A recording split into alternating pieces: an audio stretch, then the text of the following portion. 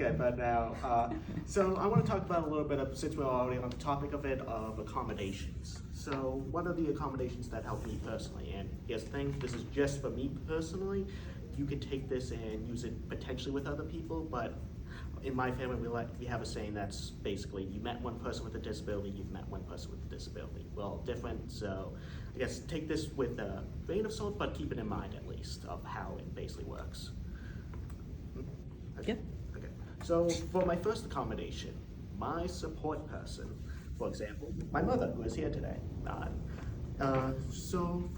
Thank you.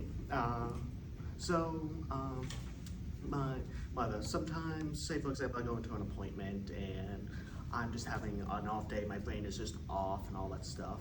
My mother can help me figure out where Communicate. It can help me communicate a little bit better, or even help me, for example, getting like a shot or something. Sometimes I need to like squeeze a hand or stuff like that. Like I think we can all agree that sometimes we need someone like that in any type of appointments. Next up, sunglasses. So this is gonna sound like a little bit of a weird one, but let me explain first. So sunglasses, why is this important for me? Well, sometimes, for example, for a dentist's office, you know that like bright light that can come close to someone's face, yeah, sometimes that can cause a little bit of sensory issues. So for example, when I was getting my teeth done, they put it up to my face and it was a little bit too bright, so I asked if I could wear some sunglasses, and thankfully I had a really good dentist, so yeah, it was a quick little simple like, sure. And also we bought them as well, so just put them on and continued. Did that help? It actually really did help, actually. It made it much more able to focus. Gotcha. Next is building the rapport for trust. Now, this one is something that does mean a lot to me. Like, I can go into the whole story, but I'll be here all day, so I'll give an abridged version. So basically, while I went through, basically my life has always been about like distrust and everything like that. My life has always been a mixed bag with trust. So me being able to trust someone with even my own body is a huge deal for me. Like it's extremely hard for me to even put my trust in a lot of people. Heck, sometimes I don't even trust myself. But yeah, though, basically try to build that rapport. Like for example, they're wearing a t-shirt. Let's say it's a Pokemon t-shirt, since Pokemon's well known. You can say, hey, do you like Pokemon? And start like a quick little conversation about that. You can talk about like who's their favorite Pokemon, what's your favorite type, and stuff like that. That could help. It might not seem like it could, but it builds that a little bit of trust and a little bit of interest that you can at least have a back and forth while you're potentially doing the thing. Say for example with the drills or all that stuff to help them at least calm down and keep their mind occupied, if that makes sense. Next up. There's a lot, for dentistry, there's a lot of teeth and mouth stuff, for me personally, that cause a lot of sensory issues. So, for example, putting in, let's say, a brush or something, it can cause like a lot of sensory issues with that.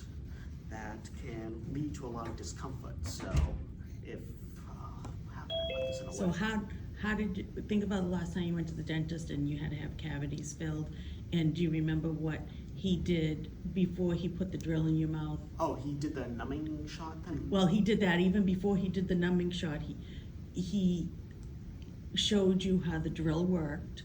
Mm-hmm. He told you the sound it was going to make, so you could hear it and process that. He told you kind of how it was going to feel, how the numbing was going to feel, so that you could know more what to expect, because when you don't know what to expect, what happens?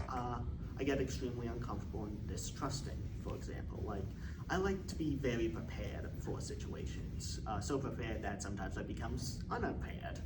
But yeah, though, basically let me say, like, for example, if you were to let me, say, for example, fool around with the utensil so I know what it feels like, or understand how it works, or even just tell me what this tool does, or what that does, or etc. from there.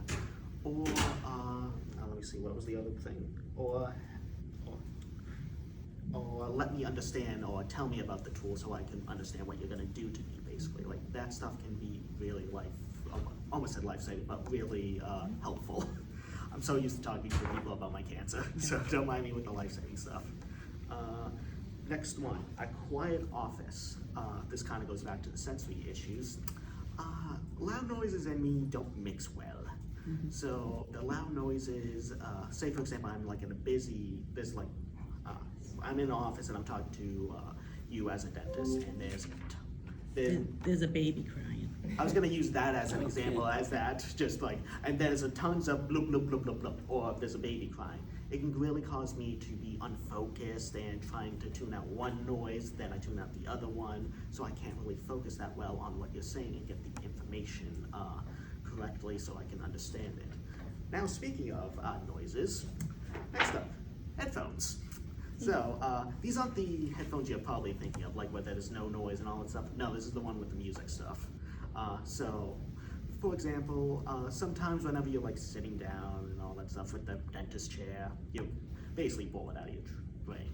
And you need something to keep your mind occupied from, for example, let's say a drill going into your mouth or something like that. So something as simple as like putting headphones on with some music on could be really helpful, honestly. Yeah. And Just to have that option. yeah, just to have that option at all would be Or good. I know our dentist, Dr. Abbassy, he will put like Spotify on Yeah.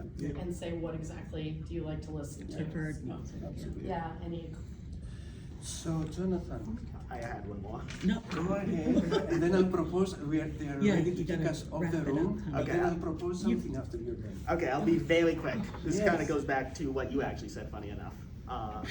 So basically, use simple language so I can understand the information better. I'll make this very quick. Basically, if I was to explain computer stuff to you, you would have no idea what I was talking about, right? Basically, think of that whenever you're talking to your students. Oh, I mean, not students. I'm so used to Operation That's okay. House. I am so sorry, but think about that before talking to your patients.